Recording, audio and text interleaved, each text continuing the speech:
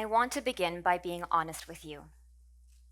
If I'm about to talk to you about reimagining emotional literacy for better mental health, then I need to share my story. You see, I'm a family doctor. I'm a mother of 3 young boys, but I was also a hypocrite.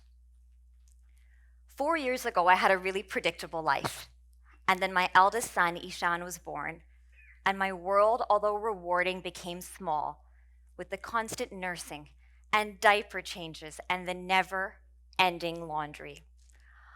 I remember feeling so overwhelmed with this heaviness in my chest that would just seem to consume me.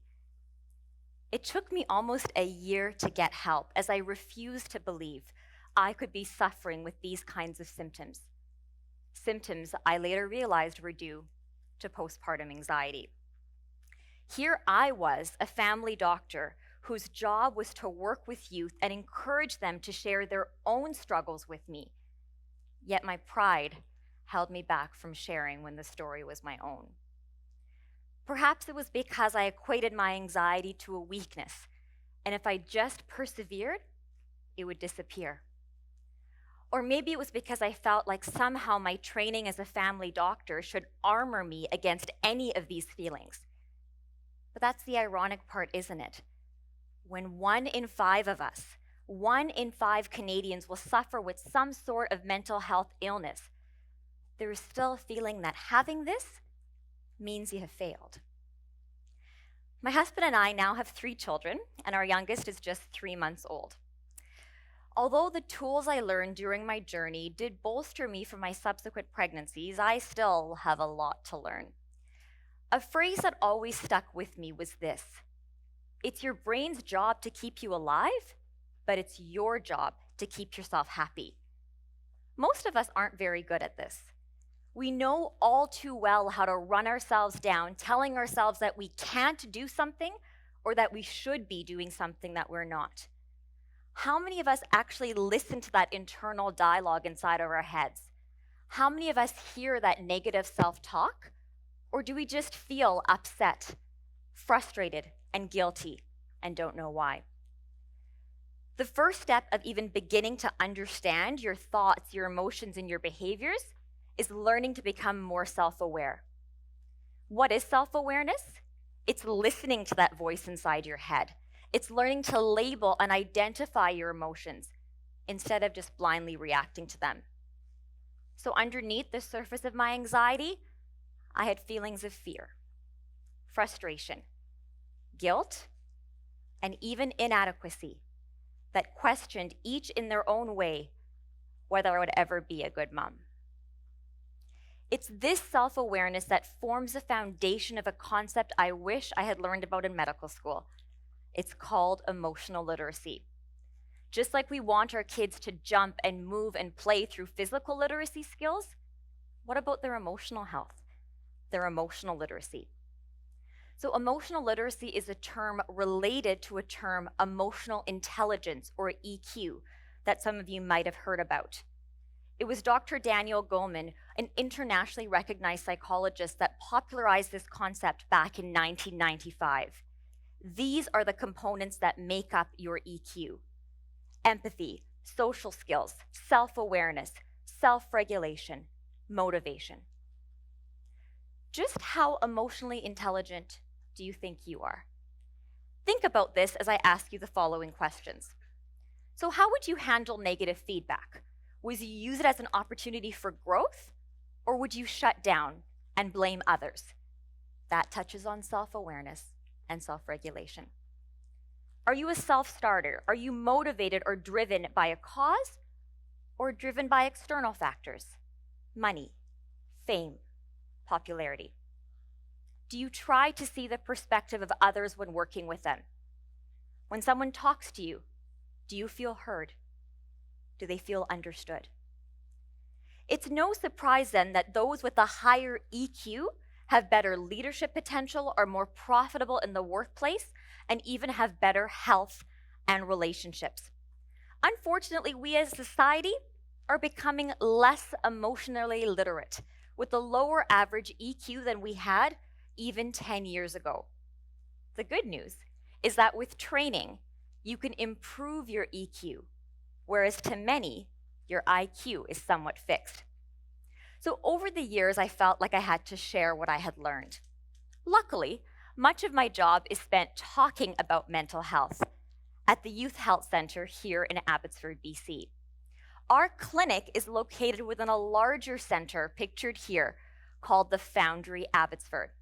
Think of the Foundry as a one-stop shop for health, social, and community services for youth and their families.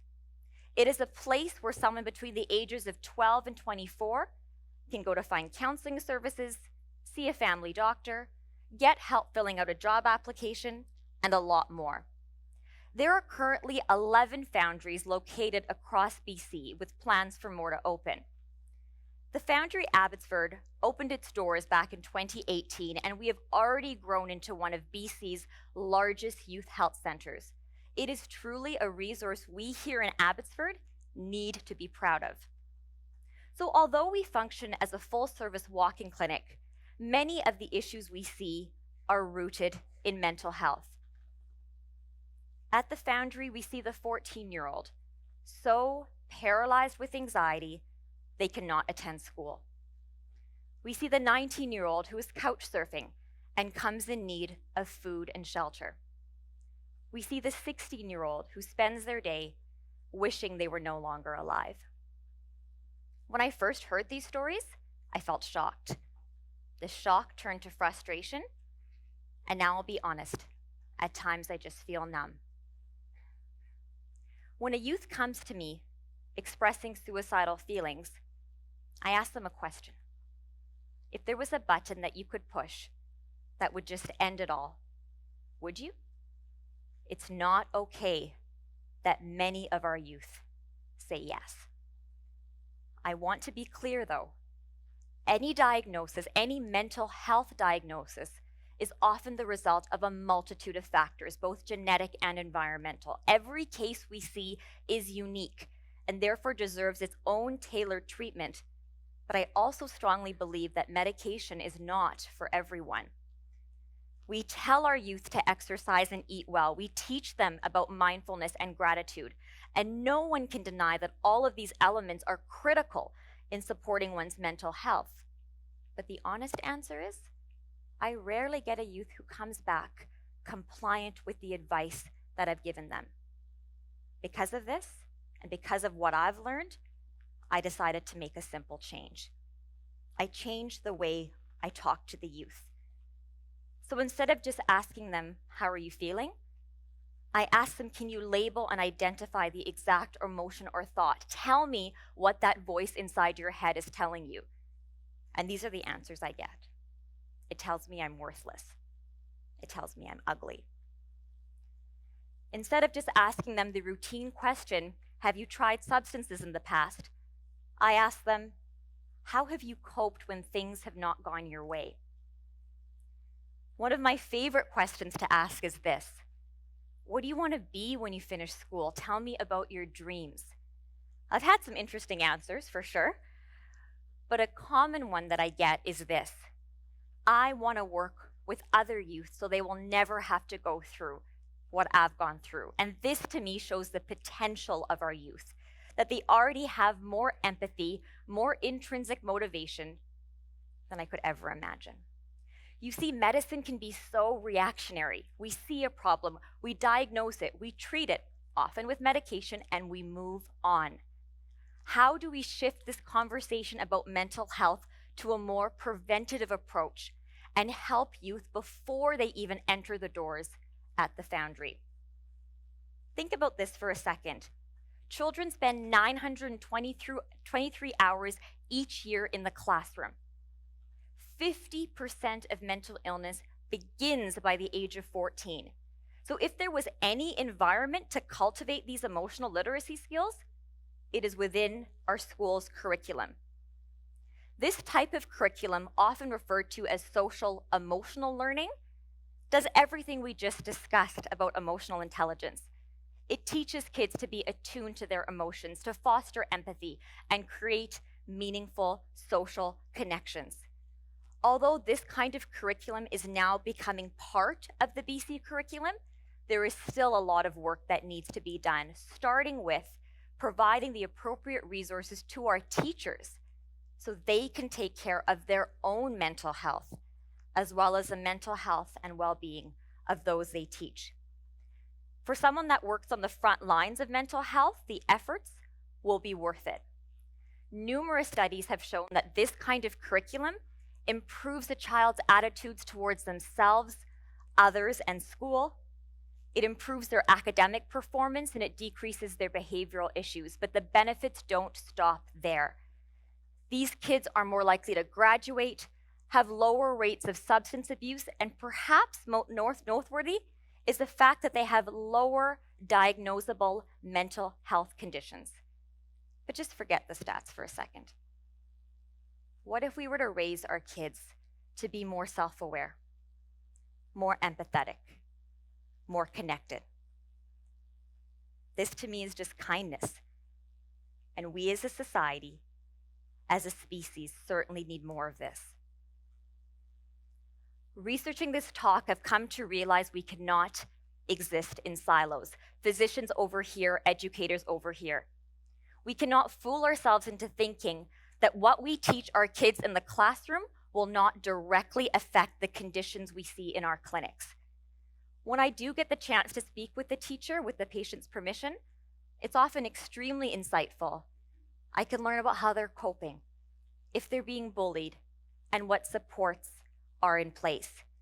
It is this kind of collaboration that we need more of. Physicians and educators sitting at the same table, each with our unique lens, but a common goal, to move this conversation forward. So my reimagination of education is simple.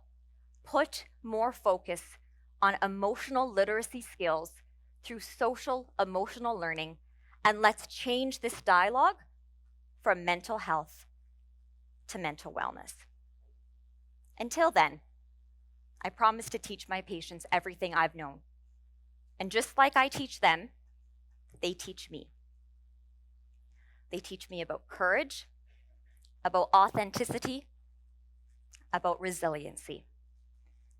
I now know how hard it is to sit down with a stranger and share your story. I know how much courage it takes for us to ask for help. But it is this courage that creates connection between a doctor and a patient, a teacher and their student, a parent and their child, that we as humans crave. So perhaps at the end of my long day, I should start judging my contribution not by the prescriptions I write, but simply just being there and having the presence of mind to listen and connect when I say my all too familiar phrase, what brings you in today? Thank you.